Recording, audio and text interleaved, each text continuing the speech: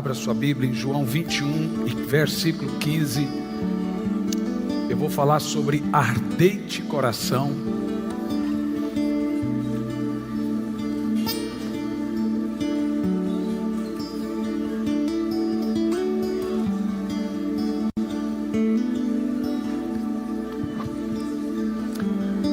Depois de terem comido, perguntou Jesus a Simão Pedro: Simão, filho de João, amas mais do que esses outros? Ele respondeu: sim, Senhor, tu sabes que eu te amo. E ele disse: apacenta os meus cordeiros. Pode continuar. Tornou a perguntar-lhe pela segunda vez: Simão, filho de João, tu me amas? Ele lhe respondeu: sim, Senhor, tu sabes que eu te amo. E disse-lhe: pastorei as minhas ovelhas. Pode continuar. Pela terceira vez Jesus perguntou: Simão, filho de João, tu me amas? Pedro entristeceu-se por ele ter dito pela terceira vez: tu me amas? E ele respondeu-lhe: Senhor, tu sabes todas as coisas, tu sabes que eu te amo. Jesus lhe disse: apacenta as minhas ovelhas. Eu acho que vocês podem sentar no banquinho aí, que nós vamos ficar por aqui mesmo, viu, Paulo? Que agorinha vai ser agorinha. Em primeiro lugar, nós devemos entender aqui o contexto e o conteúdo da pergunta de Jesus a Pedro. Preste muita atenção no que eu vou te dizer. A Bíblia é muito mais um livro de perguntas do que um livro de respostas. Muitas vezes que você tentar procurar na Bíblia respostas, você não vai encontrar, porque a maneira de Deus lhe responder é lhe fazendo perguntas. Para te ter uma ideia, por exemplo, Jó fez uma pergunta a Deus, e sabe como Deus respondeu Jó? Com 75 perguntas. E ao final das perguntas, o Senhor diz: onde é que você estava onde eu fiz isso? Onde você estava quando eu fiz o mundo? Onde você estava quando eu fiz o Leviatã? Onde você estava quando eu delimitei os caminhos do mar? Ao final das contas, Jó disse: bem sei que tudo podes, e que nenhum de seus planos podem ser frustrados. Em outras palavras, Jó está dizendo: não deveria ter perguntado. Se você for analisar na Bíblia Sagrada, preste muita atenção nisso, você vai perceber que nós temos 3 categorias de perguntas na Bíblia. E elas têm uma importância muito grande no contexto que eu vou falar aqui. Nós temos as perguntas verticais, perguntas horizontais e perguntas introspectivas. Ou seja, nós temos perguntas na Bíblia que nos levam a refletir a nossa relação com Deus. Ou seja, perguntas retóricas, perguntas que a Bíblia vai fazer, que levará você a refletir como que está a sua relação com Deus. Essas perguntas são chamadas de perguntas verticais. Nós também temos perguntas na Bíblia chamadas de perguntas horizontais. São perguntas que a Bíblia vai fazer, que nos levará a refletir a nossa relação com o próximo. Então muitas vezes você vai encontrar a Bíblia fazendo algumas perguntas que nos levam a refletir como eu estou me relacionando com o próximo. O terceiro tipo de perguntas que nós temos na Bíblia são perguntas reflexivas. O que elas querem dizer? São perguntas que nos levam a refletir a minha relação comigo mesmo. Por muitas vezes você vai encontrar na Bíblia perguntas que me levarão a refletir como eu estou. Vou te dar 3 exemplos desses 3 tipos de pergunta. Primeiro exemplo, perguntas verticais. Deus chegou em Adão e disse: Adão, onde está você? Pensa comigo, será que Deus não sabia onde estava Adão? Sabia ou não? Então por que pergunta? Na realidade, Deus não está perguntando para Adão. Para ele, Deus saber aonde Adão estava. É para Adão saber a posição que ele perdeu. O Senhor não pergunta para Adão o que você fez. Ele pergunta para Caim o que você fez. Para Adão ele pergunta: de onde você saiu? Olha que coisa interessante na Bíblia. Deus não cobra de Adão a morte do filho. Deus cobra de Adão a queda da esposa. E cobra do irmão a morte do outro irmão. Ele não diz: Adão, cadê seu filho? Ele diz: cadê sua esposa? E quando o Abel morre, ele diz: cadê seu irmão? Veja, o pastor, o servo de Deus, ele tem uma responsabilidade pela noiva do Senhor. Mas você tem responsabilidade pelo seu irmão. Cadê seu irmão aqui dessa noite? Aonde está o desviado? Aonde está aquele que se afastou? Aonde está seu irmão?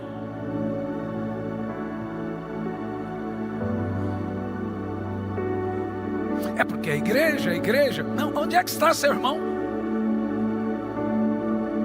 Então agora o Senhor vem para Adão e fala: aonde você está? A resposta de Adão é posição e não condição.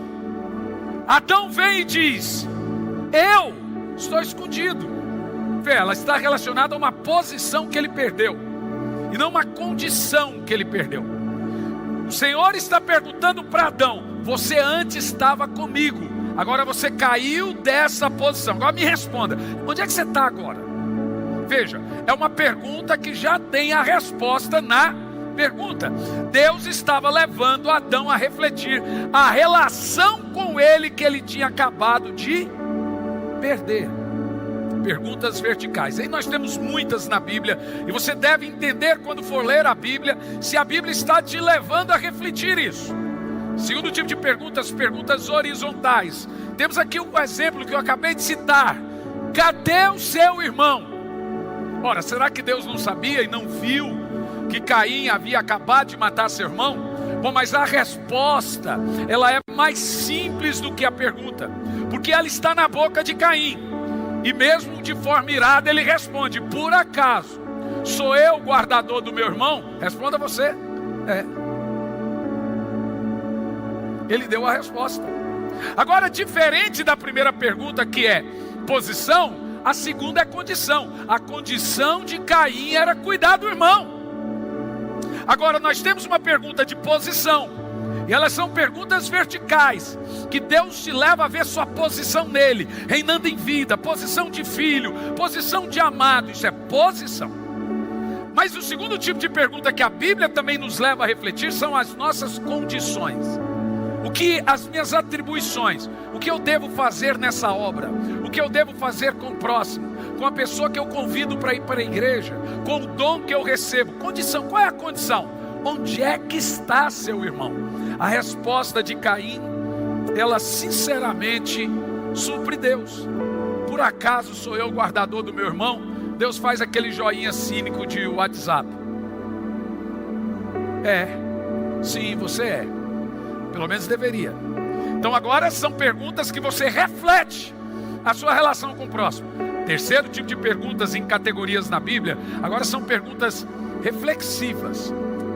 Um exemplo desse tipo de pergunta na Bíblia é o Senhor vindo para Jacó, e pergunta: qual é o seu nome? As ideias. Como assim, qual é o teu nome? Deus não sabe meu nome? Vejam que nenhuma dessas perguntas a resposta é para satisfazer Deus. Quando Deus vem para Jacó e pergunta qual é o seu nome, agora ele quer levar Jacó a um passado e um futuro. Lembra quem você era e veja agora quem eu te torno. Você era Jacó, trapaceiro.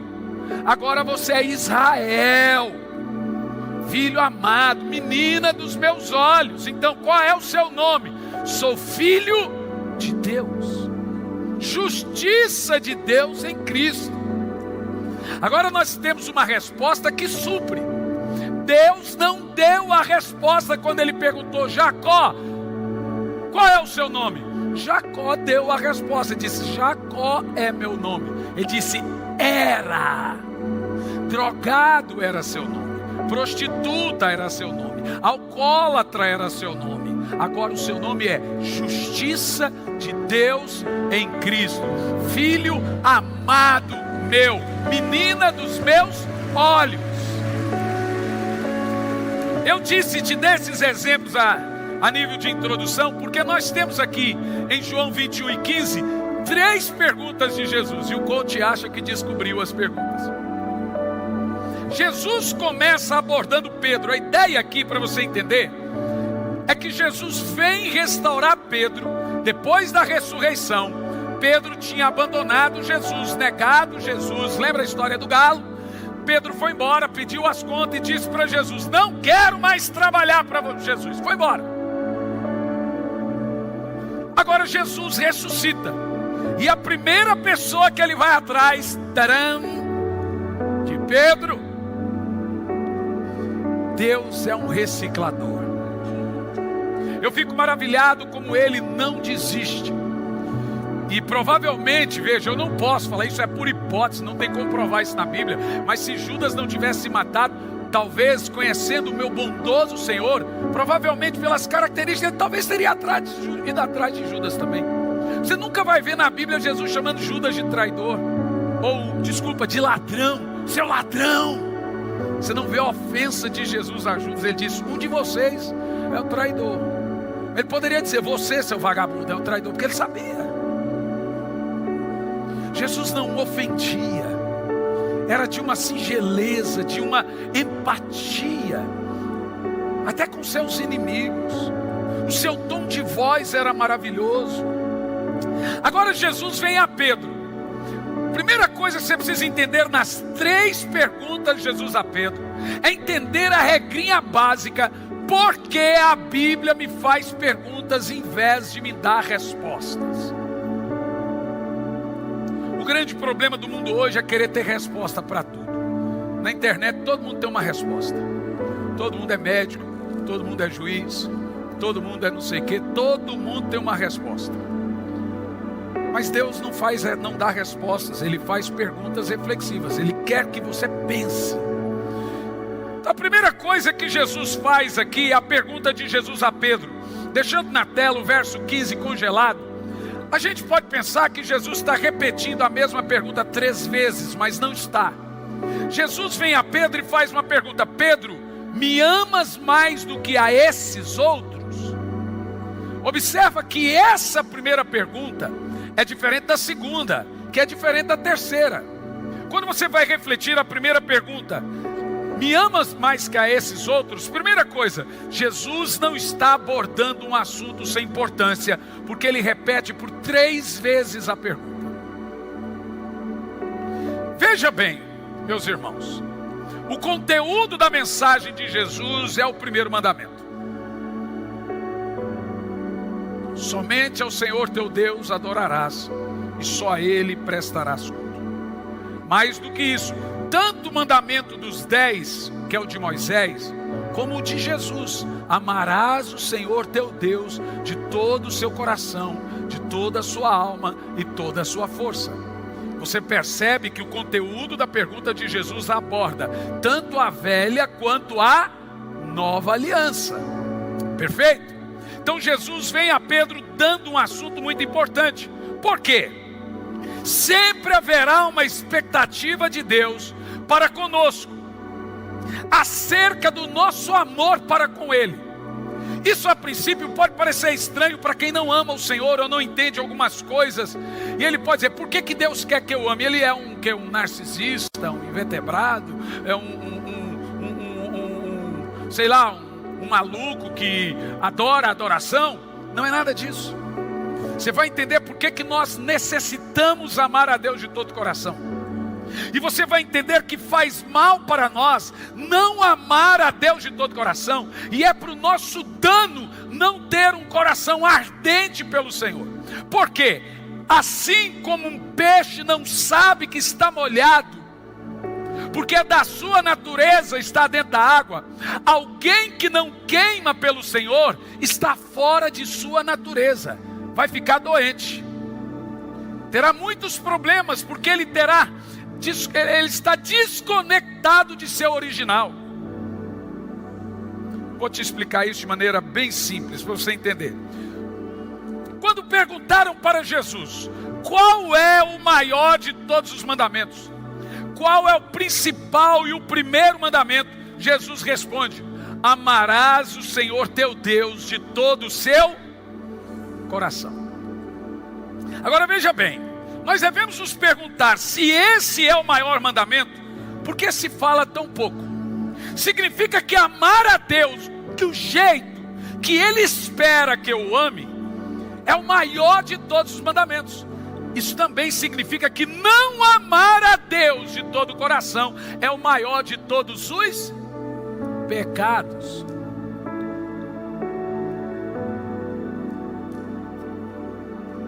Ou seja, não basta dizer que ama. Igual tem gente que fala assim: amor, eu não sou de falar, não sou de demonstrar, mas eu te amo. Falei, mamãe, quem sabe o que está no seu coração é Deus. Se você não demonstrar, eu não sei não. Não, mas você sabe. Não, não sei, você tem que falar. Se você não demonstrar e não falar, eu não sou adivinho, eu não sou Deus para saber que você ama. Não adianta você falar, você sabe que eu amo. Não, não sei, se você não falar, eu não sei. Aí só as irmãs digam amém. Olha, irmãos, entenda, mulher ama ser amada, com palavras, quando você está dormindo, quando você está acordado, quando você está presente. A mulher, o negócio da mulher é ser amada. Então aqui é para o seu bem amar sua mulher. Se você não amar sua mulher, o mais desalmado será você. Olha, o diabo não tem esposa por vários motivos. Primeiro, que ele não sabe dar amor. Segundo, que ele não gostaria de ter péssimas sogras. Porque uma mulher mal amada vai ter mãe defendendo, vai tocar o terror. Deixa eu falar uma coisa, irmão. A mulher precisa ser amada, senão ninguém aguenta. Esses dias alguém olhou para minha esposa e falou assim: como você é tão linda, tão meiga, transpira. Eu falei assim: é porque eu deixo ela linda. Por que você deixa ela linda? Porque eu a amo. Então faz o rosto dela ficar bonito. Você acha que eu vou perder essa, meu irmão? Eu amo, é por isso que ela fica bonita assim. Porque não existe mulher bela sem ser amada.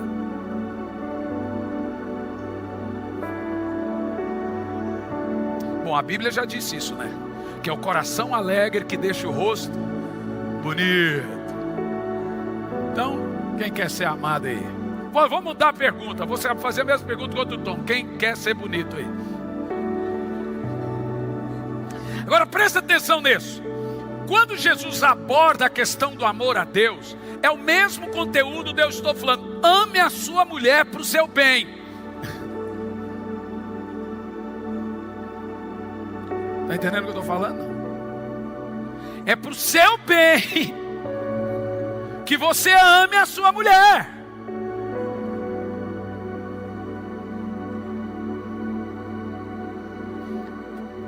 Nós devemos nos perguntar, se esse é o maior mandamento, por que nós damos tão pouca importância nele? Olha a seriedade desse amor. Põe para mim 1 Coríntios 16 e 22. A seriedade de amar a Deus como Deus espera que eu ame. Não é dizer que ama. Há uma expectativa em Deus que o seu amor por Ele seja do jeito que Ele espera. Vou te explicar. Olha o que diz esse texto. Se alguém, lê em voz alta, que seja amaldiçoado. Uau.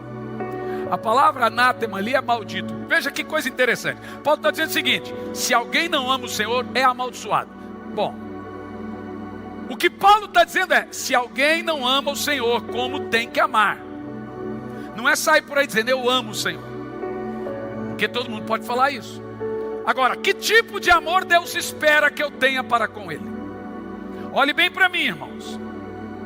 A palavra anátema aqui, classificado como abominável ou maldito, quer dizer o seguinte: é inadmissível em uma relação com o Senhor Jesus que ela não seja fundamentada no amor.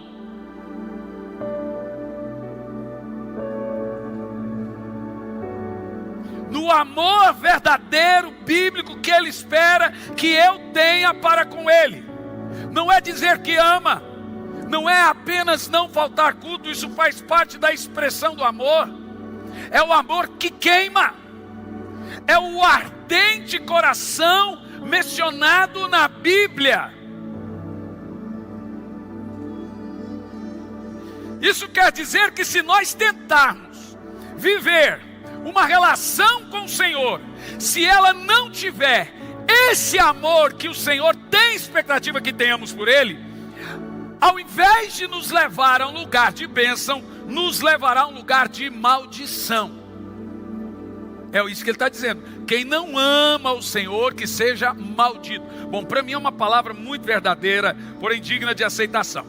Vamos tecer algumas coisas aqui interessantes. Primeiro, o motivo da pergunta de Jesus a Pedro: tu me amas? Jesus não está perguntando algo para ter uma resposta afirmativa ou negativa, do tipo: Pedro, você me ama? Te amo, Senhor. Jesus não quer ouvir de Pedro a resposta. Essa que é a verdade. Ele já sabe. Vocês estão entendendo o que eu estou falando? A ideia de Jesus aqui não é: Pedro, fala que me ama. Te amo, te amo, te amo. Não, tipo assim, não é a esposa recém-casada porque é mulher.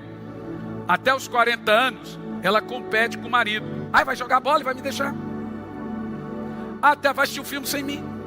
Vai sair com os amigos, vai me deixar. Quando ela passa dos 40, ela olha para o marido e fala: vai sair não. Vai, leva as crianças. Quer dizer, a mulher se descobriu. Quando você chega em casa, ela está com as pernas para cima, fazendo unha, assistindo nada, com coisa nenhuma, de boas, alegre da vida. Mas antes, você vê que ela amadureceu, e o homem também, gente. O homem amadurece com 89 anos. Mulher nasce mulher, homem nasce menino. Mas seu marido vai amadurecer antes de Jesus voltar, talvez. Faz parte, gente. Tem hora que a gente se faz também. Às vezes a gente só quer um colo. Então faz parte da gente se fazer. E quando ele faz aquela cara assim de bravo, tipo assim: eu sou o alfa da casa, é o maior menino de todos. É tipo assim, você olha para ele e fala assim: você não precisa fazer essa cara não, eu sei que você é piduncho, eu sei que você quer. A ideia é que quando eu falo assim, esse motivo da pergunta de Jesus, Jesus não está medindo força com Pedro. Jesus não está dizendo assim: Pedro, fala, te amo, te amo, te amo. Não. Quando Jesus fala: Pedro, tu me amas mais que os outros, ele não quer ouvir Pedro dizendo te amo. A ideia da pergunta é conduzir Pedro a uma autoavaliação se ele realmente diz que ama. E por quê, gente? Porque todos nós, de tempos em tempos, teremos que fazer uma autoavaliação sincera de como anda o nosso amor por Jesus. Presta atenção nisso. Na realidade, Jesus quer saber de Pedro aqui, não é se ele ama, é o tipo de amor. Qual é a intensidade? Você me ama? Amo, Jesus. Como você me ama? Então minha filha de 7 anos fala: papai, todo dia, né? Eu estou em casa. Você me ama? Te amo, filha. Ela pergunta: como? Ela está querendo dizer, de que tamanho? Aí eu tenho que falar do tamanho do universo. Aí ela dorme. Então a ideia de Jesus aqui não é: me diga que você ama. Ele quer saber assim: qual, olhe bem para mim todos vocês, qual é o tipo de amor que você tem por mim? Mas para eu responder isso, eu tenho que avaliar. Então Jesus está levando Pedro a um lugar de avaliação de sua fé, de seu cristianismo, do que ele acabou de cantar, dos seus cultos que ele frequenta, das ofertas que ele dá. Veja, qual é o tipo de amor que você tem por mim? Então a ideia de Jesus é: me diga que tipo de amor, porque são 3 perguntas, cada uma é um tipo de amor. Já vou te mostrar isso. Por alguns motivos, Jesus faz a pergunta a Jesus: Pedro, tu me amas? As 3 perguntas feitas a Pedro são parecidas, mas não são iguais. Primeiro tipo de pergunta: tu me amas mais do que os outros? Bom, vamos nos perguntar, quem são os outros? Jesus está levando Pedro a competir quem ama mais a ele? Não. Para você entender isso aqui, você tem que voltar em João 13, 21 e lembrar da ceia. Isso antes da morte de Jesus, na noite em que ele é traído, ele faz uma ceia. E está todo mundo eufórico, feliz da vida, comendo com o Messias. Todo mundo ali cria quem Jesus era. E Jesus olha aquela euforia toda, ele acaba com a graça. Ele fala assim: vocês estão felizes? Não, não mesmo. Pô, deixa eu fazer uma pergunta aqui, ó. Um de vocês aqui vai me trair. Ô gente, qual a graça usando um negócio desse? Imagina você está assistindo o Jogo do Brasil e fala assim: ih, a Suíça vai ganhar. Mas qual a graça? Imagina você está todo mundo de amarelo e chega alguém vestido de argentino. Tem alguém, um engraçadinho na família que sempre faz isso, não tem? Eu sou argentino, eu torço para a Argentina. Pelé é melhor que Maradona. Tem um do contra ou não tem? Sempre tem. Agora você imagina, Jesus está ali, está todo mundo feliz. Jesus, gente, é festa. Para que Jesus fazer um negócio? Ele fala assim: ó, um de vocês aqui é o traidor. Você imagina aquela cara amarela que todo mundo fez assim.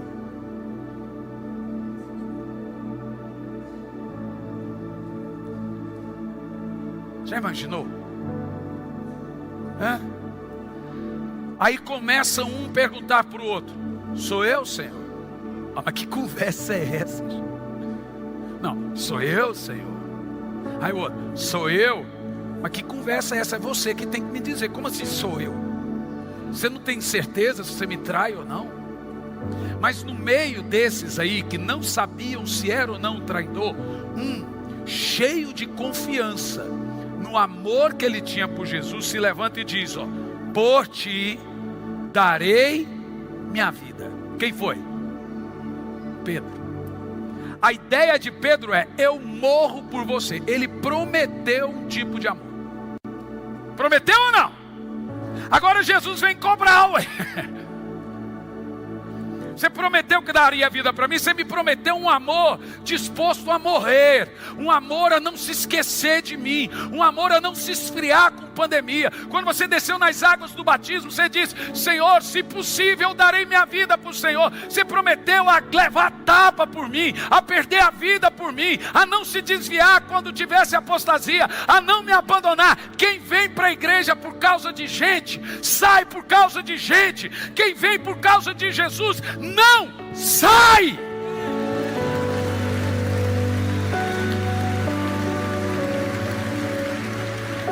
Pedro prometeu um amor e entregou outro. Ele prometeu: eu morro. E eu vou dizer, Pedro estava certeza. Ele não mentiu. Tanto que ele corta a orelha de mal, que ele está disposto a dar a vida ali. Pedro prometeu, mas não conseguiu entregar o amor que ele promete. Ele disse: eu morro por você. Mas na primeira oportunidade ele nega Jesus.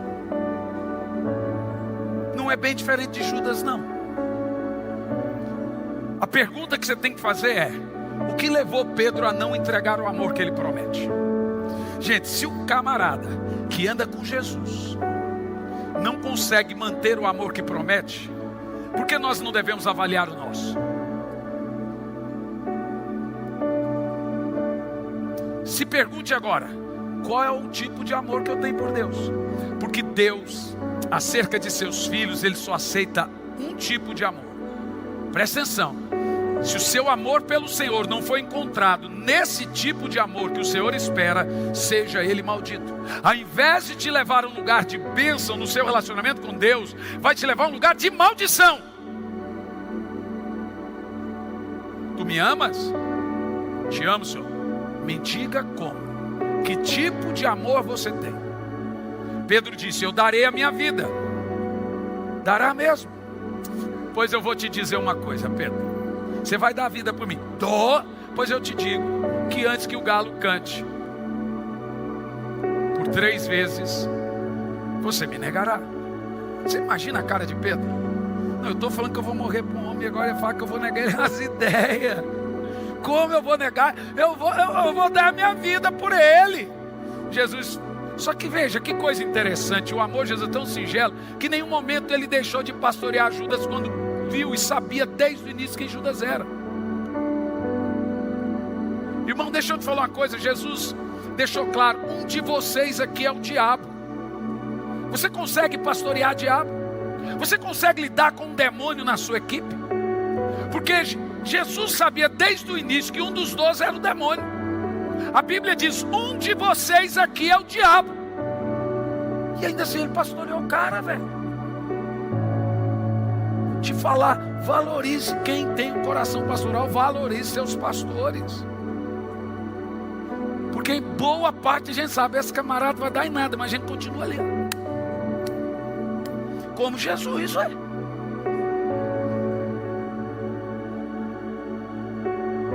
Que coisa interessante. Jesus sabia que Pedro ia trair. Jesus sabia que Judas ia trair. Em nenhum momento ele censura, critica. Ele apenas fala a verdade.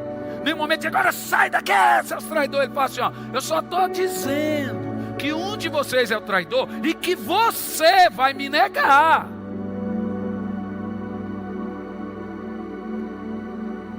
Quando a Bíblia diz, Jesus diz assim, me amas mais que os outros, presta atenção no conteúdo, é que todos os outros disseram, somos os traidores. Pedro disse, eu não sou traidor. Então Jesus agora vem, mete o dedo na ferida e fala assim, você ainda é melhor que os outros.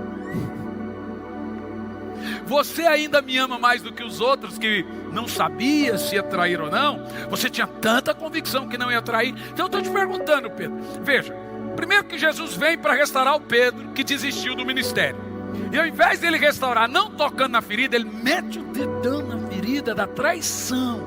Fala assim, você ainda me ama mais que os outros discípulos?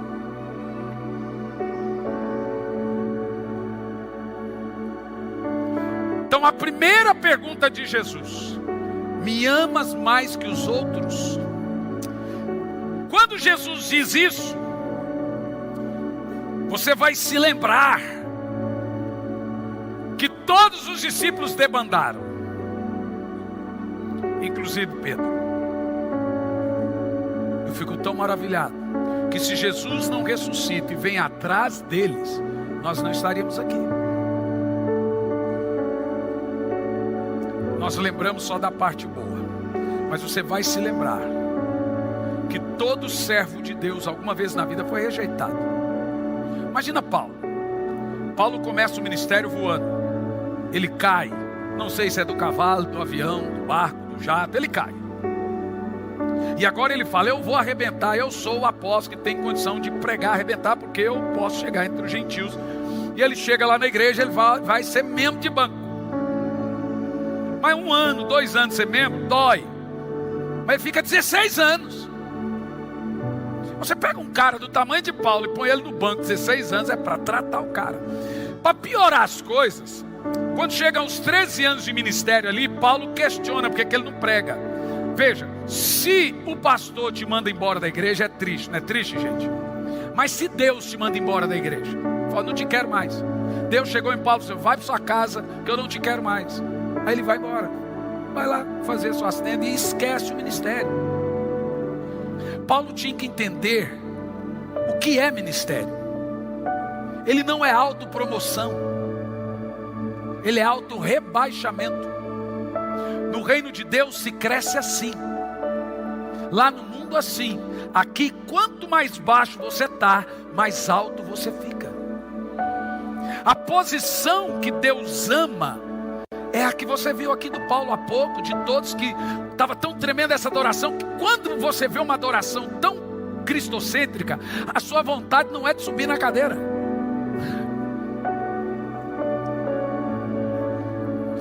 Quando você está diante da beleza de Jesus e ela é tão visível, você não tem vontade de subir. Você tem vontade de se cavar um buraco, se esconder e ficar ali ao pé dele e grudar no lago.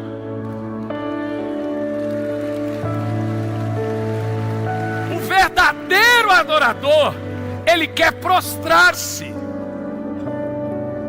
Diz que não há glamour no evangelho. Não há romantização no Evangelho. A romantização atrapalha o fervor, porque ela faz você pensar que você é amado, e de fato você é, mas ela faz você amar também seu pecado, sua condição atual, não leva ao arrependimento, você não se dobra, você fala, então Deus me aceita assim. Não, Ele te aceita, assim não. Ele diz, vem, mas deixa a mala do lado de fora. Vem, mas deixa a mala lá. Mas quando você não tem a revelação de Jesus, você tem uma revelação de um amor distorcido, romantizado. Nem você trata seus filhos como você quer que o Senhor te trata.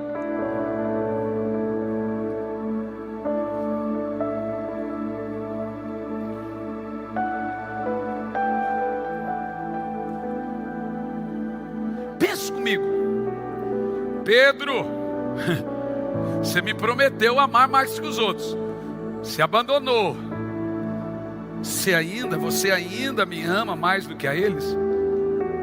Jesus está querendo dizer assim, que raio de amor é esse? Que você me abandona e não quer voltar para o ministério?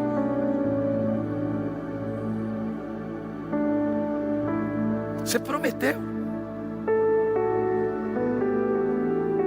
Jesus agora está cobrando o amor que Ele prometeu. Agora nós temos, segunda coisa nessa pergunta interessante, a avaliação do tipo de amor.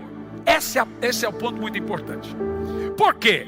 Quando Jesus vem e pergunta uma coisa, Pedro não responde te amo, ou seja, a mesma pergunta. No nosso português experimental nós entendemos te amo. Pedro, tu me amas? Te amo. Mas na realidade Jesus pergunta uma coisa e Pedro responde outra. Porque veja bem, existem vários tipos de amor na Bíblia. No Brasil, amor é amor. O cara vai para um motel com a amante e diz que faz amor, mas não está fazendo amor não. O cara transa com quem não conhece, mas diz que está fazendo amor, mas não está não. Na Bíblia, quando se usa o termo amor, você tem que saber qual amor ela está falando. Por exemplo, nós temos na Bíblia, famosíssimos são 3 tipos de amor, mas são 4. Então nós temos um amor na Bíblia chamado amor estorge, nós temos na Bíblia um amor chamado ágape, nós temos na Bíblia um amor chamado eros, e nós temos na Bíblia um amor chamado filéus, é o famoso filezinho. Então, por exemplo, os devassos amam usar amor eros como amor. Nós usamos a mesma palavra para tudo, mas a Bíblia não. Quando Jesus pergunta para Pedro, tu me amas? Ele nem usa a palavra amor, ele usa a palavra Pedro, agape-me. E Pedro não responde te amo, porque Jesus não usa a palavra amor. Pedro responde, Senhor, filéus-me. Te explico. Amor estorge na Bíblia é o amor familiar, de pai para filho, filho para pai. Por isso que você não pode dizer, por exemplo, minha filha, você quer saber quando um casal vai bem? É quando os filhos ficam com ciúmes dos pais juntos. Então você vai no shopping, a menina entrando no meio. Não, eu quero ficar aqui no meio. Você está na cama, ela vem no meio. Você beija a mãe e fala, que nojo. Quer dizer que o casal está indo bem. Mas isso é só por uma fase. Esse aqui me dava raiva, que tinha ciúme da mãe. Ai, deixa minha mãe. Eu falei, arruma mulher para você, porque essa é minha.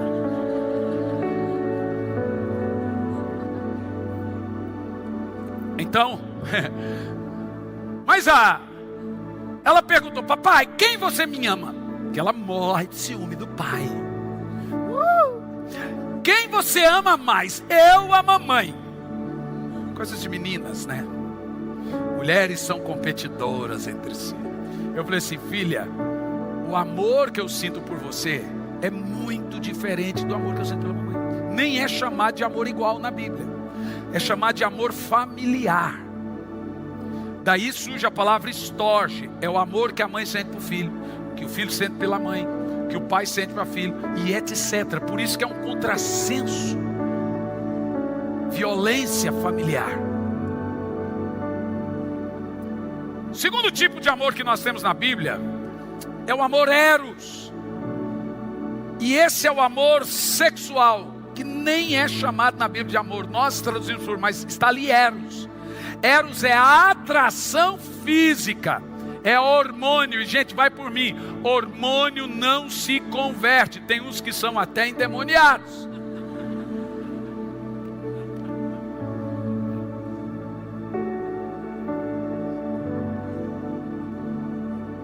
Eros é atração física. Ai, quando o mundo usa o termo todo tipo de amor, eles não estão falando de amor, estão falando todo tipo de sexo. Entenderam a jogada do diabo? É todo tipo de sexo vale. Na realidade, isso não é amor. E nós temos um outro tipo de amor, que é o filéus. O amor filéus é o amor fraterno, que você sente por um irmão, por um colega, por um irmão da igreja, o pastor pelas ovelhas. É o amor que quando você se conversa tem. Por exemplo, eu tenho um amor muito grande pelos latinos. O amor é tão grande que eu quase torço para a Argentina. Eu disse quase, mas assim, mas um pouquinho, mas falta esse pouquinho, quer dizer muito. Quando a Argentina perdeu esse aqui, ligou para os nossos amigos argentinos e falou: pastor, realmente a Argentina necessita de um avivamento. Falei: fica quieto que o Brasil não jogou ainda. Olha, sabe, eu fui pregar lá, sabe como é que eles me receberam? Lotado, sabe como é que eles me receberam? Vamos receber o pastor Hernani.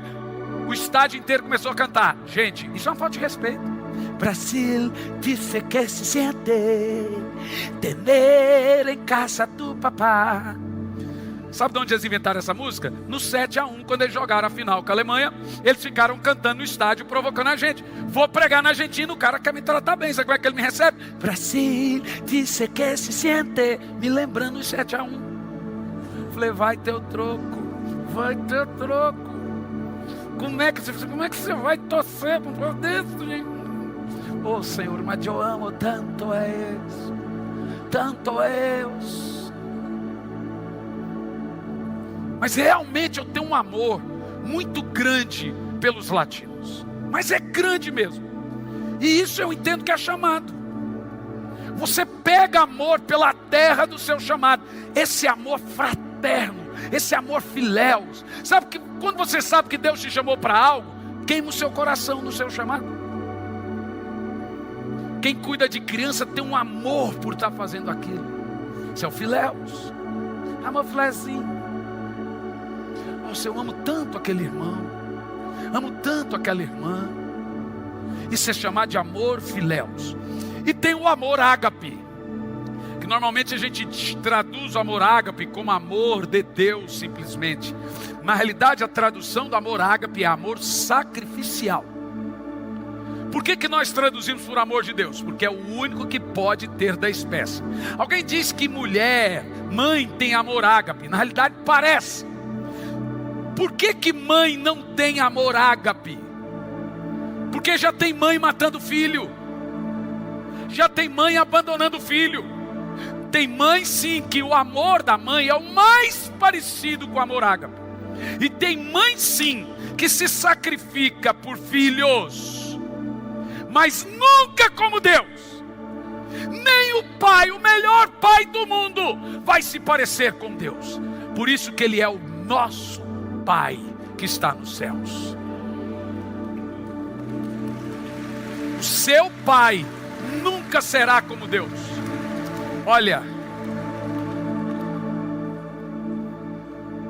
daqui um pouco eu te conto a história disso. Quando Jesus chega, Pedro, agape-me. Pedro prometeu ágape. Te amo de forma sacrificial. Pedro, agape-me. Pedro não responde. Continuo dando a minha vida por você. Ele fala: eu gosto de você. Ele fala: filéus. Percebeu? Ora, mas Jesus está perguntando uma coisa. Não perguntou se você gosta, ele perguntou se você ama. Pedro, você me ama a ponto de dar a sua vida por mim? Pedro fala: o senhor sabe, eu te traí, eu te abandonei, então eu gosto de você. Jesus pergunta 2 vezes: agape-me. Pedro, agape-me. Pedro diz: Senhor, filéus. Mas na terceira vez, Jesus muda a pergunta: Aí ele diz: Pedro, tá bom, filéus-me. Aí você vai ver que na terceira vez Pedro sacou. Falei: Jesus está me tratando. Ele está lidando com a situação da traição. Aí diz que a Bíblia diz que Pedro se entristece. Entristece Pedro e diz: quer saber de uma coisa? O Senhor está sondando meu coração. Então o Senhor sabe o amor que eu tenho pelo Senhor.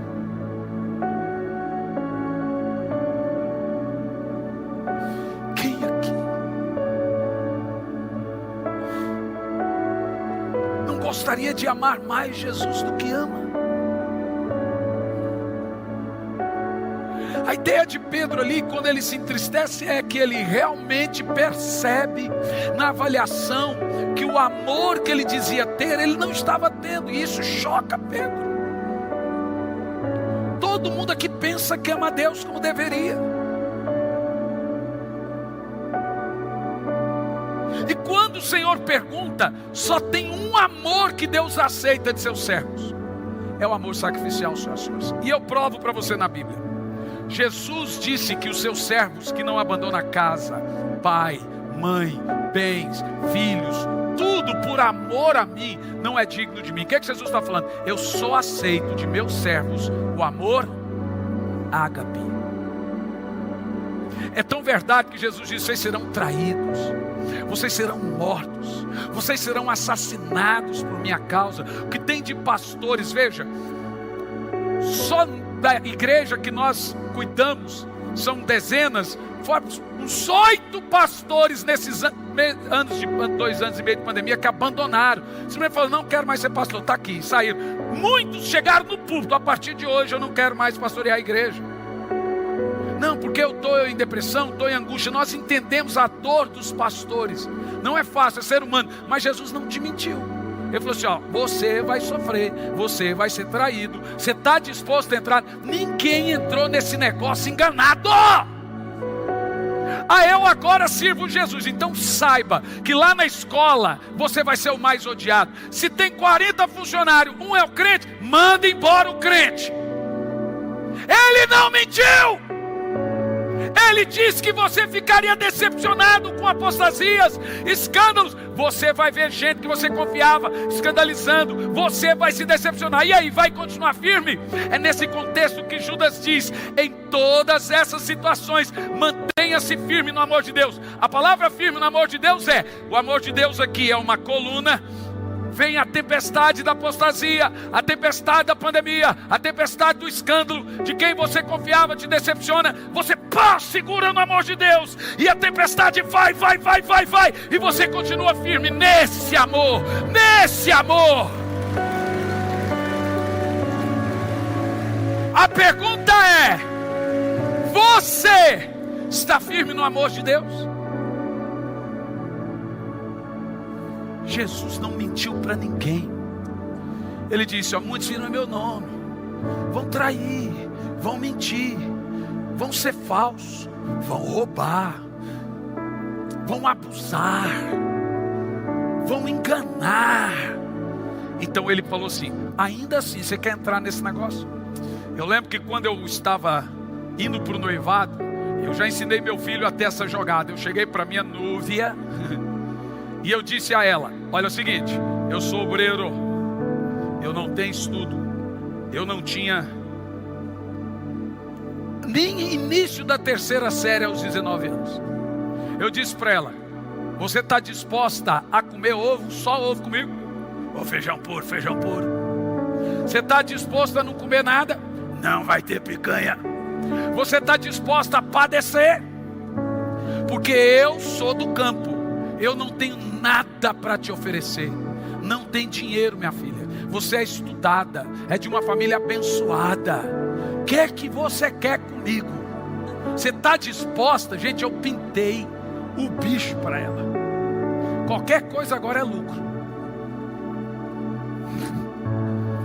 Pensa, ela nunca reclamou de nada, porque eu falei assim: ó, eu prometi o pior. Tudo é lucro agora que você vive. Então você chega para a menina e fala assim: eu te prometo, vamos montar no cavalo branco. Monta os dois no cavalo branco, depois cai os dois no cavalo.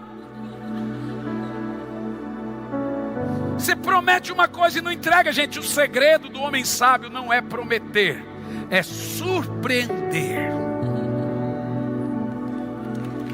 Surpreenda, não prometa.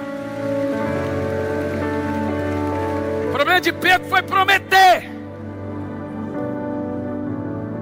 Senhor, ai, eu te prometo. Ai. A pergunta aqui agora: que tipo de amor você tem pelo Senhor? Um amor que não aguenta um tapa no rosto. Gente, eu teria tanta vontade de contar tantas experiências minhas em alguns países fechados, mas eu não posso. Mostrei vídeo aqui, aquele vídeo que eu te mostrei ontem dos militares. Mostrei para um pastor, ele pediu, manda no WhatsApp para eu ver. Ele, rapaz, quando eu vi, estava no telão da igreja dele, tive que ligar. Eu falei, pelo amor de Deus, tira isso aí que eu volto nesses países depois. É o tipo de coisa que eu nem posso falar. Tem países que eu vou pregar que eu não posso pôr nem foto. Aquela coisa tremenda, eu não posso. Tem lugar que você vai por puro amor ao voto, ao chamado. Só porque você ama mesmo o Senhor. E esse é o negócio. Aí você ama tanto o Senhor que Deus levanta outro e recompensa daqui. Eu tenho uma esposa que nunca murmurou de nada.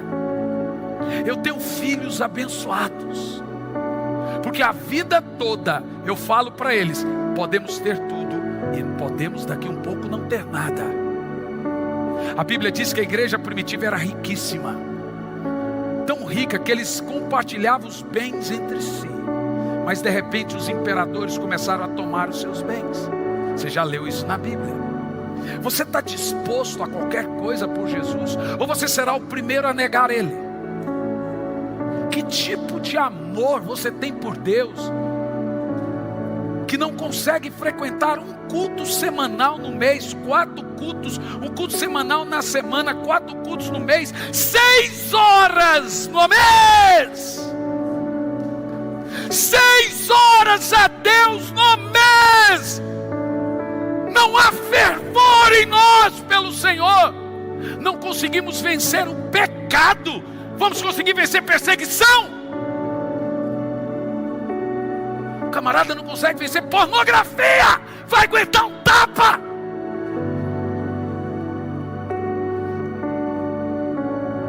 Que amor nós temos! Arde! Olha para mim, igreja! Arde o seu coração por Jesus!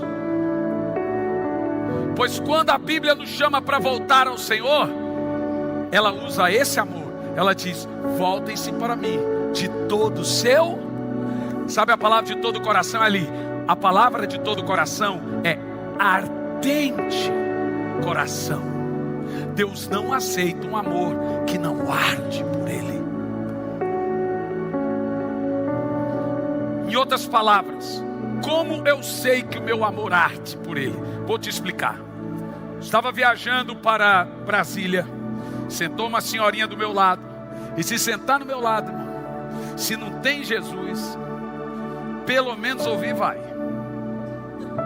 Claro, eu pergunto, hoje em dia, olha, posso? Aí a senhorinha olhou para mim e eu disse, senhora, tudo bem? Veio de Curitiba, eu percebi que era lá de cima, pelo sotaque. Eu falei assim, e eu entrei na conversa. O senhor está fazendo aqui no sul, tão de longe? Ela disse, vim visitar minha filha, que mora aqui, casou com um curitibano e tal. Eu falei, é? E aí, ela trabalha de quê? Eu fui indo aqui um pouco, ela perguntou para mim, educada, mas o senhor trabalha de quê? Eu falei, depende da senhora. Ela, o que eu tenho a ver com seu trabalho? Eu falei, é o seguinte, eu sou um pregador do evangelho. Se só deixar eu trabalhar agora. Se só não deixar eu não trabalho. Ela falou, como assim? Eu falei assim, eu prego para quem deixa. A senhora deixa eu pregar Jesus? Ela falou, pode. Eu falei, agora eu vou trabalhar. A Bíblia diz que eu sou trabalhador. Esse é o meu trabalho. É de fato, eu sou um evangelizador. Você só me dá 10 minutinhos, eu trabalho. Depois a gente continua a conversa. Ela falou, pode falar, moço. Eu falei, não, eu vou fazer uma pergunta para a senhora. A senhora tem quantos netos? Ela falou, 12. Quantos filhos? 6. A senhora sabe o nome de todos os netos? Claro, né, moço? E a idade? Deixa eu ver. Bom, ela foi me falando o nome de todos, a idade de todos os filhos, mas de repente ela falou o nome do último neto. Começou a chorar. Chorava, eu percebi. Aí não é voz profética, é percepção profética, discernimento. Tive um discernimento de que aquele neto, de fato, era o neto que teve muitos problemas de saúde na família. E eu não vou dizer que foi revelação, porque ela falou, então era fácil perceber. Então a percepção, discernimento. Eu falei assim, eu percebi que esse neto da senhora aí tem um problema. E veja, a revelação tem hora que ela vem progressiva. Ela falou, é um grande. Eu falei, aí vem a revelação. A válvula no coração dele. Pôs 3 e deu errado. Ela falou, como é que você sabe? Eu falei, eu sou uma espécie assim de Chico Xavier, assim, da vida.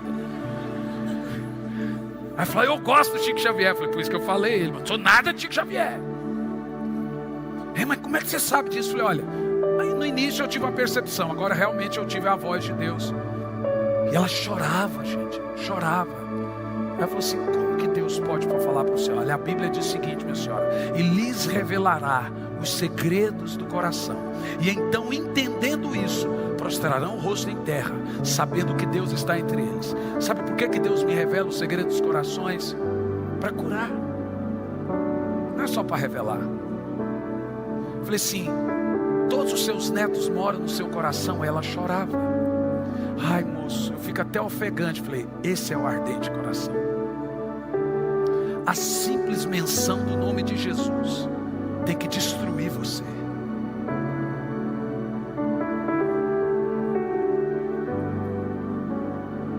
Eu nunca pedi para viajar ao mundo. Eu nunca pedi para levantar um paralítico.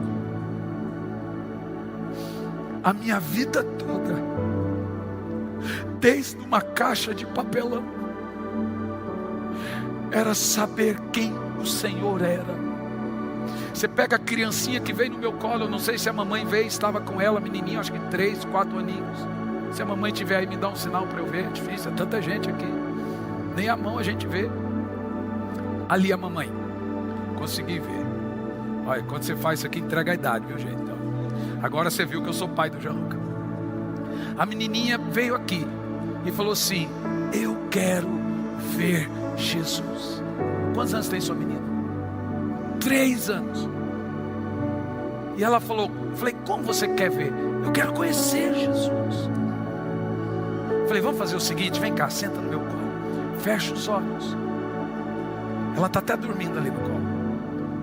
Falei, só tem uma maneira de você ver Jesus, bebê, fechando os olhos. Ela falou, por quê? Porque ele é Espírito. Bom, isso é a linguagem de uma criança. E você começa a ver o coraçãozinho dela arde. Arde, arde, arde, arde. John Wesley chamou isso de dia do coração em chamas. Normalmente é o dia que você tem a experiência com o Espírito Santo. É quando ele queima o seu coração. É isso que Jesus reclamou para Pedro. Vou te explicar o que é o amor que Deus espera. Na época da Guerra Fria, tinha acabado a guerra do Hitler e o resto do mundo. Os comunistas querem pegar o seu filão e os capitalistas o seu pedaço do mundo. Então o mundo é dividido em 2 blocos, capitalistas e comunistas. A turma da União Soviética e a turma do cara lá da Inglaterra, o Churchill e o Roosevelt. Então boa parte dos Estados Unidos e Inglaterra pega o mundo, os capitalistas. A outra parte pegam os comunistas. A Rússia agora começa a promover, patrocinar revoluções no mundo. Mao na China, Cuba com Fidel e Che Guevara, na realidade Ernesto Guevara. No Brasil tentaram fazer isso também, vocês conhecem um pouco da história. Mas a Rússia patrocina as revoluções. Acontece um negócio. Cuba era uma ditadura militar. mas era uma ditadura patrocinada pelos barões americanos. Então, em tese, tinha uma liberdade, porque os Estados Unidos exigiam essa liberdade. Lá tinha igrejas do tamanho dessa igreja aqui, gente. Igrejas poderosas, ricas. De repente, numa madrugada, 4 horas da manhã, Ernesto Guevara, que foi o ministro da Economia de Fidel Castro, invadem Cuba. Na realidade, Fidel Castro já era um cubano, advogado, é preso, mas agora ele vem patrocinado pela União Soviética. A primeira coisa que Fidel Castro e Ernesto Guevara faz em Cuba é proibir liberdade de culto. Ele manda fechar as igrejas. E se você pega livros que conta a história do comunismo, como da Bulgária, Torturado por Amor a Cristo, tem um filme maravilhoso, você vai sofrer uns 3 dias assistindo esse filme. Ou Refúgio Secreto, Bambus na China. Você pega lá o Irmão Yun, testemunho, aí você vai falar assim, eu não sou crente. Aí você vai entender que não existe uma compatibilidade. No entanto, preste muita atenção. Fidel Castro chega em Cuba. Em uma das histórias de tantas testemunhadas em livros, nós estaremos em Cuba pregando agora, tá? Uau, estou muito motivado. De fato, muito mesmo. Muito motivado. Todo o país é aberto para o Evangelho. Contanto que você não espere voltar para casa.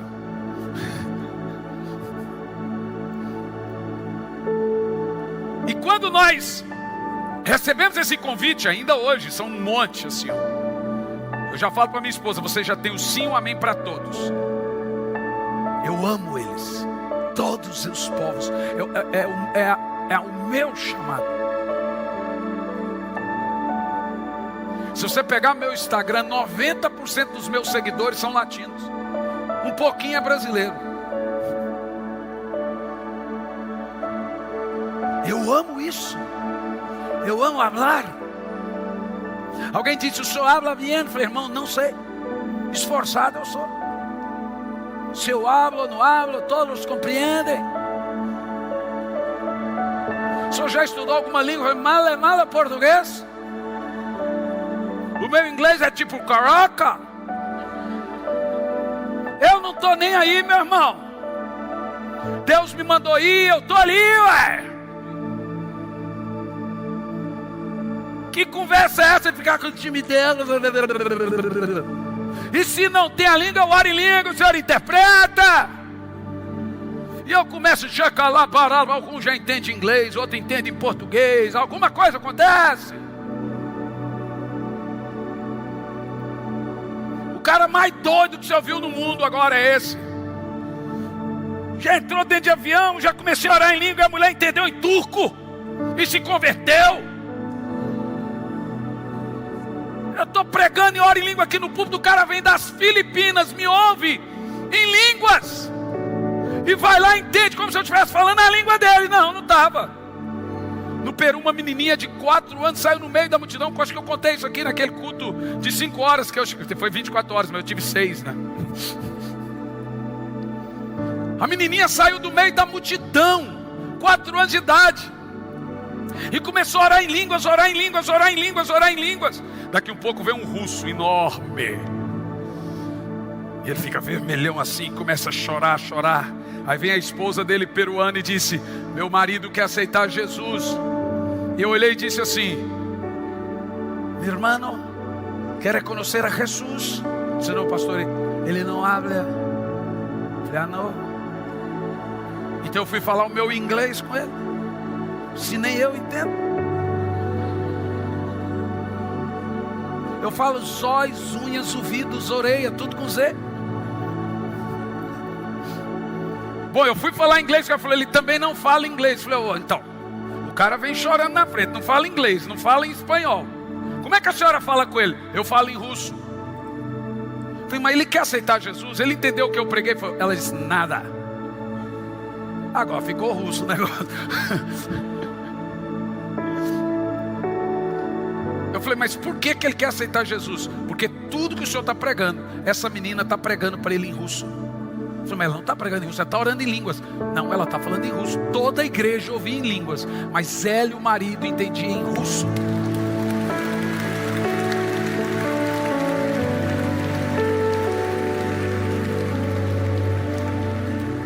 Se você não tiver uma percepção de amor a Deus de fato, você nunca terá uma percepção de, primeiro, quem você é. Amar a Deus é a cura da sua alma. Eu vou te dizer de novo, você só será realizado, feliz, curado completamente quando o seu coração arder pelo Senhor. A presença de Deus, eu só consigo explicar ela assim. A presença de Deus me dá a verdadeira revelação de como eu sou amado. Quando Ele me visita, eu tenho uma sensação que eu sou tão amado, tão amado, tão amado, tão amado, que nenhuma acusação do diabo pode impedir aquilo.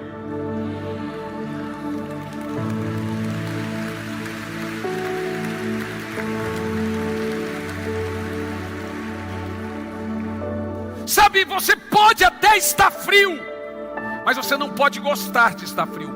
É mal para você. A sua doença, sabe, o problema da igreja é o seu distanciamento do fervor do Senhor. E diz o Senhor, o meu povo se esquece de mim. Então toda a Bíblia você vai ouvir o termo, voltem-se para mim. O Senhor quer uma oração fervorosa, uma adoração fervorosa, um povo fervoroso, não um povo religioso, mas um povo que ama. Escute o que eu vou te dizer, Deus não quer que você leia a Bíblia. Ih, estava tão bom até agora, olha a loucura, esse pastor bebeu. Vou dizer pior, Deus não quer nem que você ore. Deus não quer que você jejue, mas Deus não quer nem que você venha em culto. Deus quer que você queira fazer tudo isso. Você tem que querer orar. Ele quer que você ame buscá-lo. Quem me dera morar na casa do Senhor. O pardal encontrou casa, a andorinha ninho para si, mas eu encontrei os teus altares. Agora é hora de louvar, agora é hora de um culto. Ei, agora é hora de servir. Ele quer que você tenha um coração em chamas por Ele. Ele quer que você o ame de todo o seu coração. Não apenas faça, mas ame amá-lo. Me ame de todo o coração, porque a sua cura, a cura da sua alma, é quando a presença dele lhe invade. Então Fidel chegou numa igreja como essa aqui, com mais de 100 soldados, e parou. Isso é muito comum na América Latina. Você chega, está cheio de militares. Assim, em culto, os militares estão tudo dentro da igreja. Se eu pudesse eu mostraria para você, mas não farei isso. Eu já vou esses dias em alguns deles, mas mostrei o pastor aqui. É comum, os militares tudo ali. Daqui um pouco Fidel sai do meio deles e vem à frente e grita para o pastor: "Cai-te, predicador! Cai-te!" O pregador continua a pregar, ele: "Cai-te!" Pegou uma menina: "Cai-te, senão mato esta ninha!" Quando o pastor olhou e percebeu, era a filha dele. Ele pegou a menina, pegou a arma e pôs na cabeça da menina: "Se você não se calar, eu mato essa menina." A esposa ficou de pé, o pastor calou. A esposa gritou: "Continua, meu amor, continua." Então, enquanto ele punha a arma na cabeça da menina, a esposa cantou: "El decidido seguir a Cristo, el decidido seguir a Cristo, el decidido seguir a Cristo, no vuelvo atrás, no vuelvo a... Pá! Matou a menina. E o pastor continuou. Ele disse: cállate, senão eu mato tua esposa. Ele pegou a esposa. A igreja toda ficou de pé. A cruz está ante mí, el mundo atrás de fora. A cruz está ante mí, el mundo ficou para trás. A cruz está diante de mim e o mundo ficou para trás. No vuelvo atrás, no vuelvo atrás. Pá! Matou a esposa. E toda a igreja começou: estou seguindo.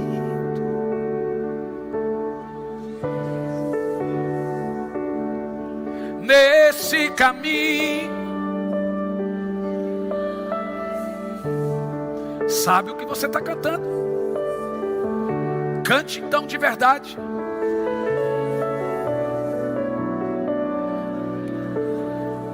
E a pandemia?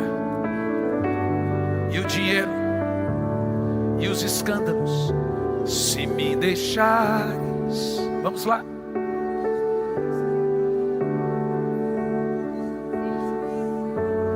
Se me cercarem muitos perigos, se me deixarem os pais e amigos. Como é que faz Nova Aliança? Para trás não volto, não volto, não. Você ama o Senhor? Pois eu quero que você tenha uma visão da bondade dele. É esse amor que Ele espera de seus servos.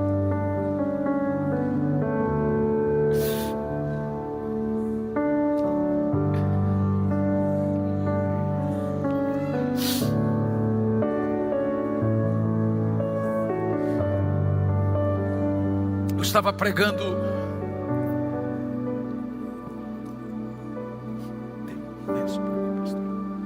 Eu sou meio ranhento. Eu estava pregando na Colômbia. E a hora que eu sentei, eu normalmente sento e deixo abaixar a euforia,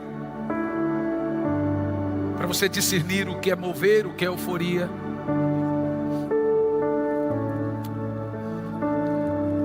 E a hora que eu abaixei os olhos, eu tive uma visão. Visão é o que você vê, revelação é o que você sente, a percepção da visão. Mas essa eu vi uma visão, tive uma visão. Parou na minha frente um homem, um fecho de luz. A hora que eu abri o olho, eu vi e fechei os olhos. De dentro daquela luz, uma multidão assim.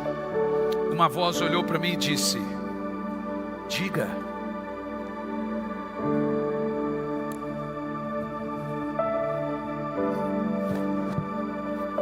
Diga, sou ou não sou fiel? Diga se eu não sou uma caixa de papelão como um mendigo.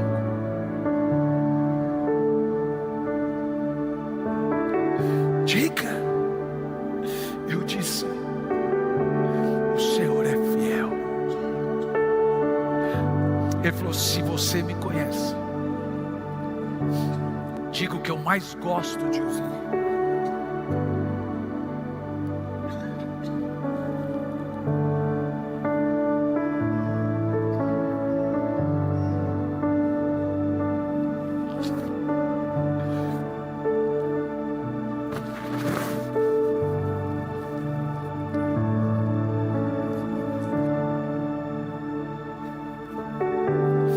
Para mim é muito difícil falar de Jesus.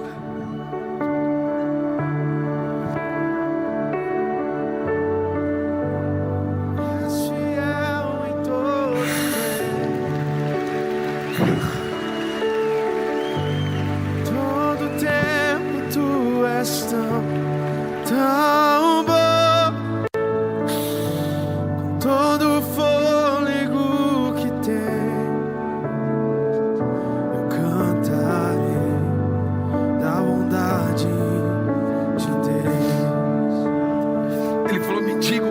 gosto de ouvir. Eu sei o que o Senhor mais gosta de ouvir. Então diga que o Senhor é bom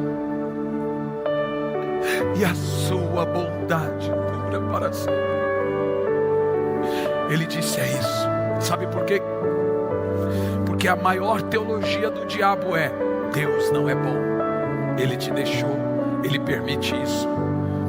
Mas quando você diz o Senhor é bom, você desconstrói toda a teologia do diabo. Ele perde todo o argumento. Por isso que o que Jesus mais ensinou é: Deus é Pai. Eu falei: é verdade, o Senhor é bom. Então, Senhor, me diga o Senhor o que eu mais gosto de ouvir. Então Ele disse: eu sei. Então diga. Ele disse: eu sou seu Pai.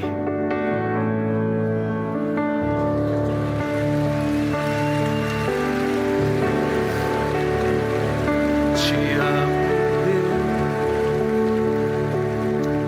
tua graça. Você terá um batismo da presença dele agora. Todos os dias. E você vai ver o que é batismo com o Espírito Santo. Vai ver o desespero do amor dele agora. E ele vai reavivar seu coração agora. Você perdeu o fervor, o amor por ele. Ele reaviva agora. Cante o mais alto que puder. És fiel em todo. Em todo tempo tu és tão bom. Com todo o fôlego que tem, eu cantarei da bondade de Deus. Nós já vamos continuar. Eu preciso concluir a mensagem, irmão. Quem pediu para você levantar? Em Apocalipse 2, versos de 1 a 5, você vai entender que frieza espiritual não é uma condição aceitável ou tolerável a Deus. É o pecado mais grave da Bíblia. Escute bem isso. Apocalipse 2, de 1 a 5. Ao anjo da igreja em Éfeso escreve: estas coisas diz aquele que conserva na mão direita 7 estrelas, pastores, e que anda no meio dos 7 candelabros, igreja. A igreja que o Senhor está presente porque Ele é adorado. Há outras que Ele está presente investigando, mas Ele está presente em todas. E continua: conheço as tuas obras, o teu labor, a tua perseverança, e que não podes suportar homens maus, e que pusestes à prova os que a si mesmo se declaram apóstolos e não são, e achastes mentirosos. Você gostaria de congregar na igreja de Éfeso? Uma igreja perfeita moralmente. Ali não tem os adultérios, as fornicações das outras. Uma igreja perfeita socialmente. Mais do que isso, uma igreja perfeita ali, você vê, doutrinariamente. Você gostaria de ser membro da igreja de Éfeso? Qual é o pecado dessa igreja? O maior de todos os outros. E olha o que ele diz: tens perseverança e suporta a prova por causa do nome. Você sabe ser perseguido. Qual o problema dessa igreja então? Se ela é socialmente perfeita, moralmente perfeita, ela ajuda os pobres, doutrinariamente perfeita, e não falta culto. Persevera, vou te mostrar. Tenho, porém, contra ti o fato de abandonar o fervor, o primeiro amor. Então uma irmã, uma menina procurou Luciano Subirá e disse: pastor, ora por mim que eu estou em crise. Luciano, muito amoroso, olhou para ela e disse: o que você tem? Ela disse: eu perdi o primeiro amor. Ele disse: então não é em crise que você está, é em pecado. Porque quando Deus vai lidar com a sua frieza espiritual, a sua falta de queimar o coração pelo Senhor, olha como ele diz, continua o texto: lembra-te, pois, de onde caístes. Olha para mim, toda essa igreja aqui, não queimar pelo Senhor é queda. Ele reconhece como caído. Por isso que ele diz: levanta tu que dorme, desperta dentre os mortos. Mais do que isso, quando ele vai lutar com o frio espiritualmente, ele diz assim: aconselho que volte às primeiras obras e se Então ele não fala para você tratar um irmão frio, fala: vem cá, e fala assim, ó, manda ele se arrepender. A falta de amor pelo Senhor é a quebra do primeiro mandamento da velha aliança e a quebra do único mandamento da nova aliança, que é amar a Deus de todo o coração. Você quebra tanto a velha aliança quanto a nova aliança. Não está ardendo pelo Senhor. Diziam os discípulos no caminho de Emaús, queimava o nosso coração enquanto ele falava. Jeremias disse: suas palavras queimam. Davi disse que o seu amor queima. Salomão comparou o seu amor ao fogo que ateia e queima. Mas pastor, e Pedro então? Bom, Pedro decaiu do amor. Ele realmente tinha noção do que ele ia fazer. Ele tira a espada e vai para a briga, mas ele decaiu do amor. Por que Pedro decaiu do amor? Porque provavelmente ele viu a perseguição a Jesus, o Jesus humano, fraco. A cruz, ele esfriou. A perseguição esfria a gente, mas não desvia. O que desvia é a apostasia, é o escândalo, a decepção. A perseguição, inicialmente você tem medo, mas depois ela te queima. Então deixe-me te falar uma coisa: o que fez você decair do seu primeiro amor? Vocês acham que avivamento é o quê? O Senhor hoje, nós temos a visão de uma árvore seca, em muitos crentes, sem vida, mas a Bíblia diz: ao cheiro das águas.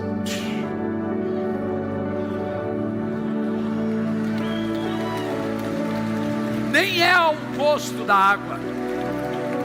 Está falando de chuva, porque a terra anuncia a chuva antes dela vir. Ela exala um cheiro dizendo: vai chover. Então eu vou te dizer uma coisa aqui, ó. Talvez alguns abandonaram a esposa, abandonaram a família, perderam emprego, e a insistência no pecado foi fazendo você decair do amor. Talvez outros foram decepcionando, foram saindo da igreja. Ele diz: agora eu não congrego, não sei crer. Muita coisa fez você perder o primeiro amor. Mas agora, ao cheiro das águas, a primeira coisa que você precisa fazer é se arrepender de desprezar o Senhor, tratá-lo com desdém. Se você não tem um lugar de oração na sua casa, você está desdenhando do Senhor, desdenho da presença dEle, despreza. Tratamos melhor o cachorro do que o Espírito Santo, porque no cachorro todo dia a gente vai lá, passa a mão, põe uma aguinha, põe a comida. É desprezo mesmo que a gente tem pelo Senhor. Mas o Senhor hoje, olhe bem para mim, Ele não convoca somente essa igreja aqui, a extensão da igreja do Senhor em Londrina. Ele convoca a sua igreja. Voltem-se para mim. Sabe o que é mais tremendo em Pedro? Que o sonho de Pedro era dar vida por Jesus. Quando Jesus vem, Jesus diz: eu vou te dizer como você vai morrer por mim. Você vai estender as mãos e morrer por mim com os braços abertos. E Jesus agora vem dizer a Pedro como ele morreria. Ou seja, eu tenho uma boa notícia para você que decaiu do amor. Pedro teve um amor fulgurante pelo Senhor, decaiu do amor, mas depois o amor aumentou, porque ele deu a vida por Jesus. Ele morreu numa cruz de ponta cabeça. Isso significa que você pode decair do amor, não é tolerável, mas o amor diminui, não é tolerável, mas ele também pode aumentar. Eu lhe convido a incendiar-se.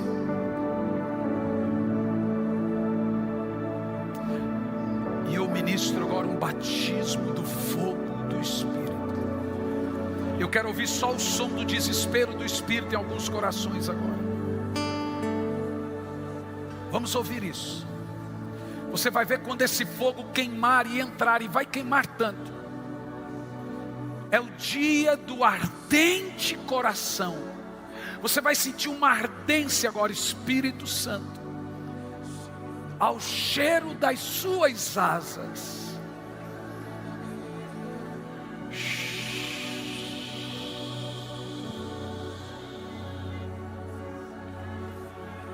Uma paixão pelo Senhor. Muitos terão uma visão de Jesus agora.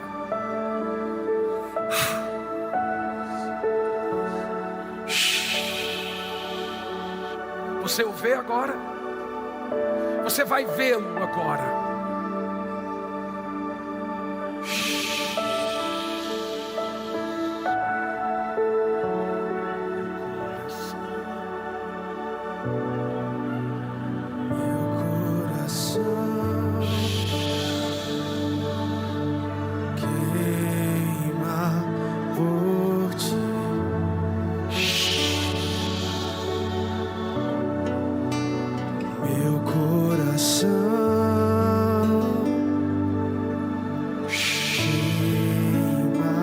Para Ele: Senhor, tem muito tempo que os meus olhos não choram por Tua presença. Então Ele diz: lembre-se quando você chorava por mim, das suas primeiras experiências. Esse é o verdadeiro batismo de fogo. Meu coração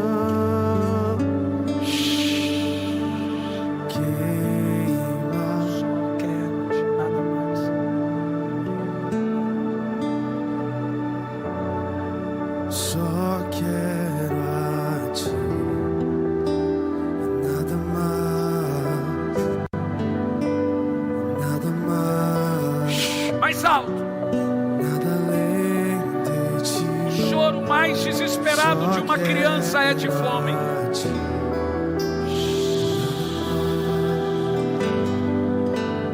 Nada mais, nada além de ti. Só quero a ti. Nada mais, nada mais. O que vai manter a igreja de pé é esse fervor, é nada mais. Só quero a ti. Levante-se, minha noiva, diz o Senhor. Nada mais. A igreja do Senhor. Nada além de ti. Deixa Ele lhe queimar agora. Só quero a ti. Queima. Nada mais e nada mais. Nada além de ti. Só quero a ti. Nada mais e nada mais.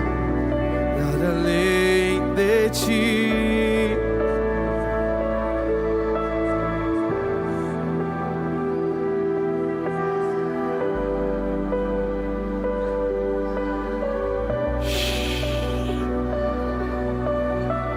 Espírito Santo, começa a batizar agora. Você vai ser convidado às madrugadas com Ele. Você queria isso? Pois o Espírito Santo agora, Ele vai te levar aos pés de Jesus.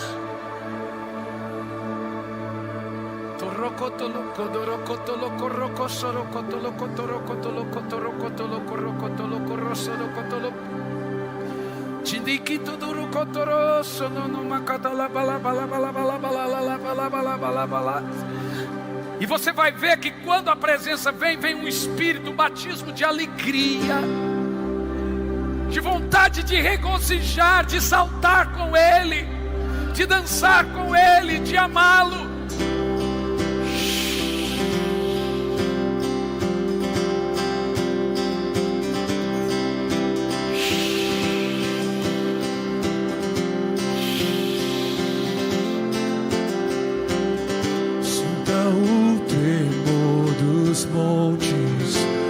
O ecoar do mar, quando o povo se levanta para adorar.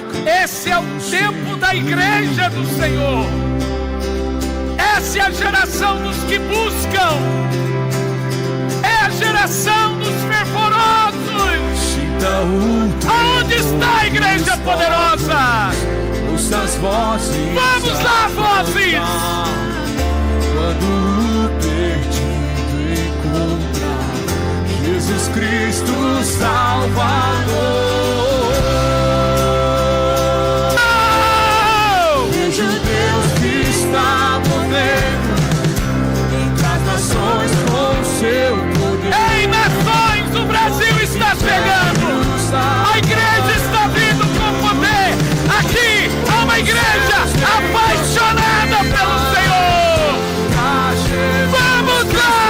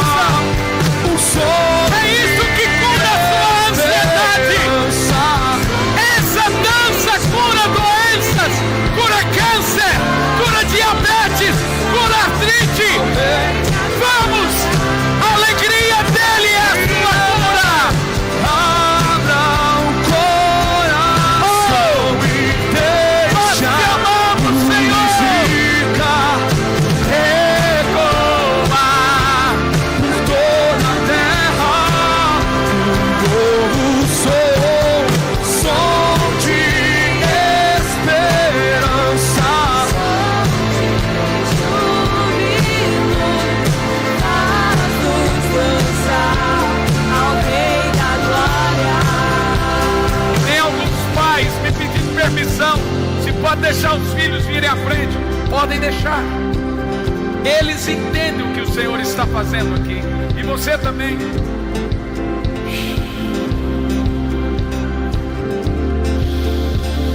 Vamos começar do início. Sinta. Vem aqui, garoto. Sinta o tremor do som. Vem aqui.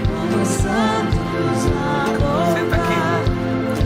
As nações em um só coro, toda a terra restaurará. Sinta o tremor, sinta o tremor das trevas, como os santos a louvar. Das nações em um só coro, toda a terra restaurar. Vejo Deus que está movendo entre as nações com seu poder. Jovens e velhos adorando. Os céus então se abriram. Os céus então se abriram. Os céus então, os céus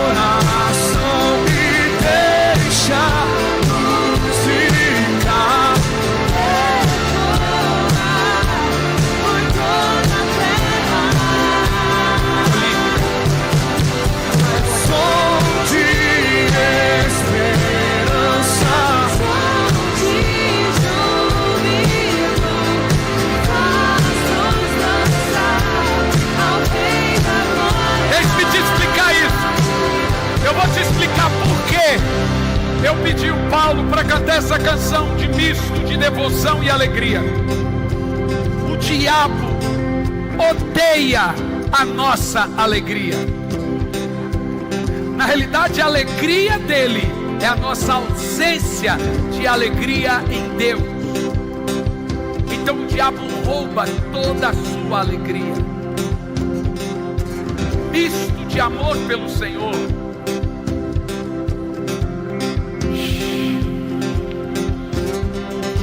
Tem que ser motivado pela sua alegria nele.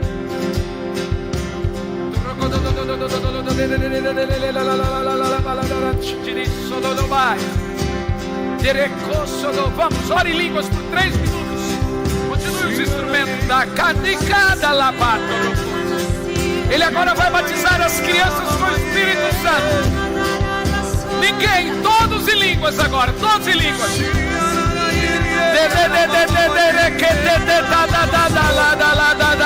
Agora câncer vai sair, doenças vão sair. Ele vai batizar com dons proféticos. Crianças, abrem a boca e comece a orar em línguas agora. Vamos lá. Essa é a nossa festa.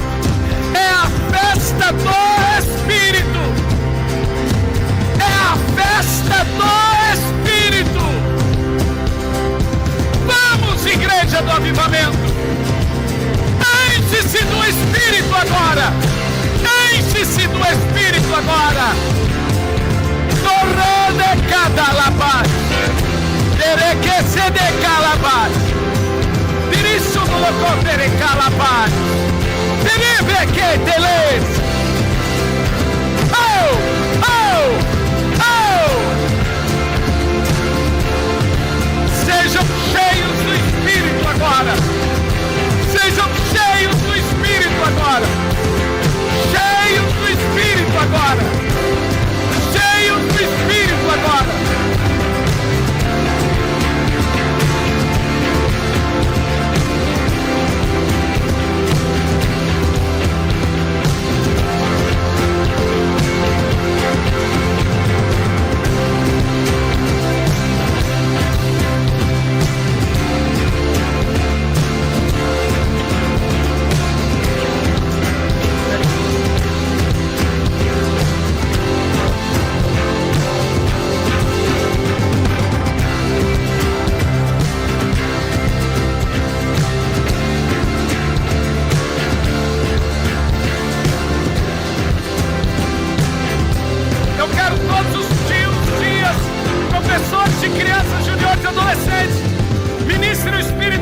Sobre eles aqui agora. Todos serão cheios do Espírito. Vamos, papais, professores, ministrem, põem as mãos para que eles sejam batizados com o Espírito agora.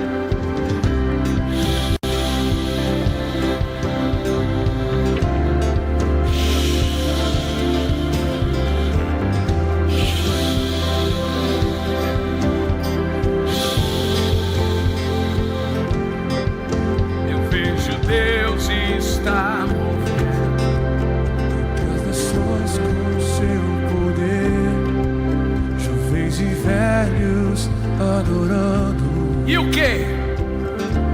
Os céus então se abriram. Os céus então se abriram. Grite isso. Os céus então se abriram. Os céus então se abriram. Os céus então se abriram.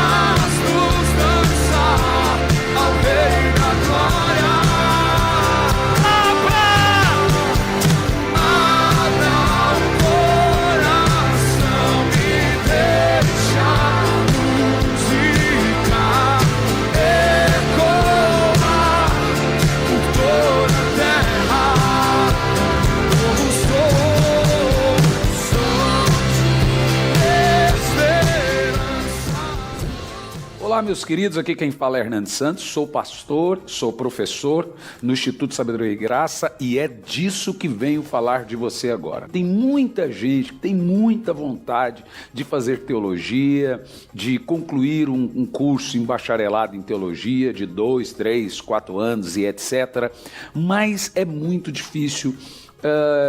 Ainda mais se tratando que você tem que ir lá no curso, disponibilidade de horário e vem as questões de valores. Eu fiz um levantamento por alto dos valores mensais de um curso livre de teologia. Fica na média aí de 500, 600, 700, 800 reais por mês que você paga durante todo o curso. O que nós fizemos? Disponibilizamos uma maneira de você fazer um curso. Eu dou essas aulas no sistema EAD, o curso está todo ele pronto, são 2 anos de disciplina, ou seja, você faz 1 ano e depois tem que fazer uma rematrícula para o próximo ano, no caso 2 anos de disciplina, com conteúdo de bacharel em teologia. Olha o valor que você paga anual no curso, são 2 anos, R$460. Eu já vi gente terminar o curso em 3 meses, 4 meses, etc. Aí você abre a matrícula para o 2º ano do curso. São 2 anos com conteúdo de bacharel em teologia. É R$460 ano, entendeu? Por ano. Gente, R$460 não equipara a parcela mensal de um curso comum livre em teologia. Um curso comum livre em teologia, a média é de 500 para mais por mês. Então você vai fazer R$460 o curso e eu estou dando a aula para você com conteúdo de bacharel em teologia com o sistema EAD. O que é sistema EAD? A gente tira tudo aquilo que é pormenores e vai direto ao ponto. Então tem aula de 1 hora, tem aula de meia hora, tem aula de 15 minutos, tem aula de 20 minutos. Ou seja, tem todas as aulas da teologia sistemática e o certificado chega na sua casa se formando no Instituto Sabedoria e Graca. O que você pode fazer agora? Você vai entrar no site sabedoriaigraca.com, sabedoriaigraca.com, e você vai se inscrever no curso, passa o seu cartão.